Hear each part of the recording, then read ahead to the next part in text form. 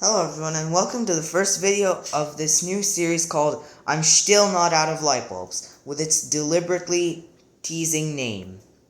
So, why is there a box of fluorescent tubes? Well, I hit the jackpot one day, found these were being thrown away, the box said for free, it's on the other side, so picked it up, and I got 8 of these same Alto fluorescent tubes and this shorty tube, which let's start with it.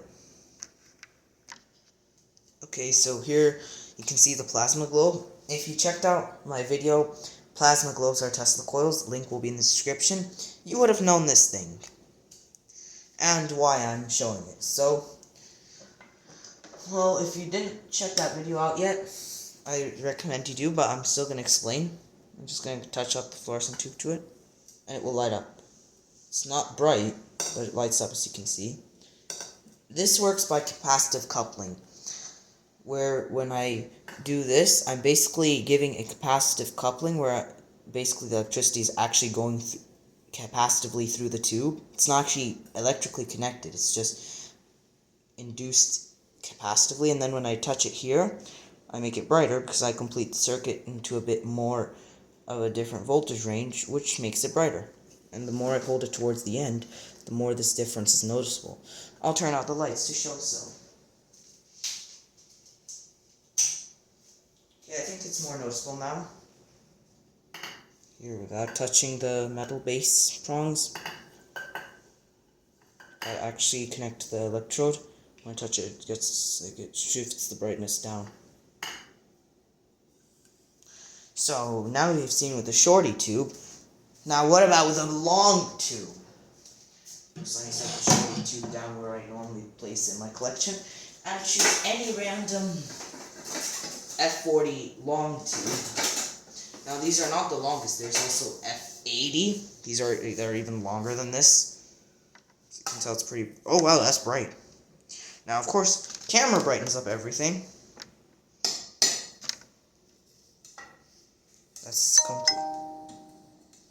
Let's complete the circuit. Oop. Yeah, it's really hard to control because it's so long. And we're touching a cylinder to a sphere. Oops. We don't want to break the tube. It's full of mercury. You can see it gets a bit brighter when I touch it. Now, the difference is mostly noticeable on my end, so actually let's move over to my end. See, my hand's like right here. So let's put it. Now I'll touch it. So you can see that I'm actually touching it. So right now it's not touching it here. See? And I'll touch it. It's a bit brighter. As you can see if you look at the very end. Very cool. Now, how do you know that the filaments that make up the cathodes are not burned out? Well, we use one of two ways. One, we use my power supply. This I already demonstrated that works on a previous video called Fluorescent Tubes Glow at 6 volts. I'll put a link on that. Now that's basically because we're using the fluorescent tube as an incandescent bulb, which that's not how it's supposed to work, but at least it'll tell us the filament even conducts electricity, which means it works, and thus the tube will run, as the electrodes are not burned. So let's see. Did I randomly pick one of those that lights up very bright? Some of these have very bright filaments, and some of these have the dimmest filament ever. Yeah, this is one of the dim ones, apparently. Zoom in on that very end of the tube. Now the voltage I have is 4.27 volts to help prevent damage done to the tube because it's not made for high voltage. It doesn't work. Did it just stop working? See if it even lights up at all. Yeah, it does, but it's so dim. This is one of the dimmest ones.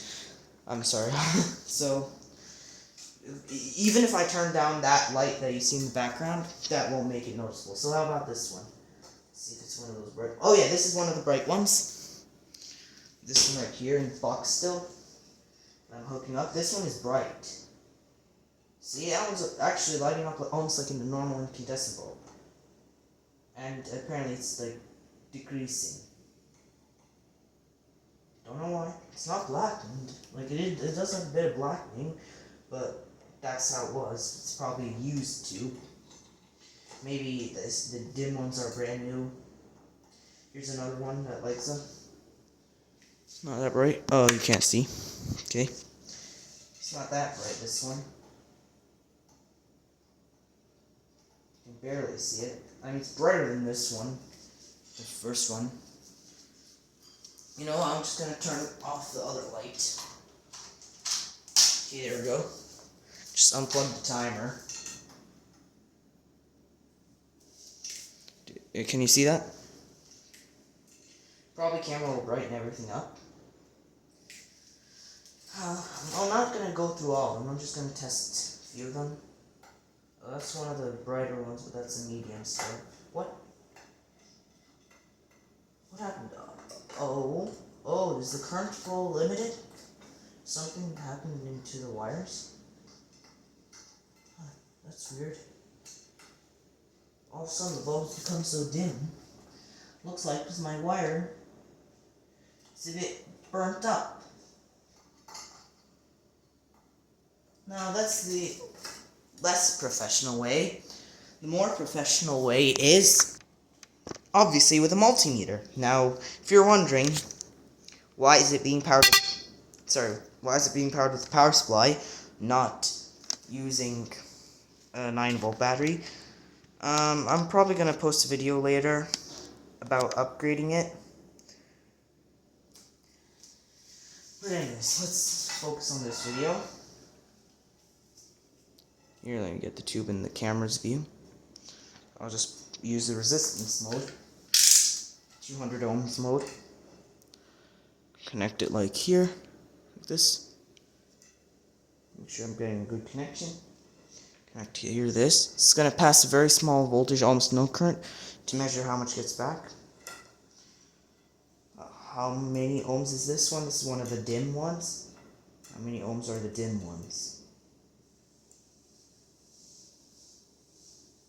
That's fluctuating. 1.6 ohms is the minimum I got.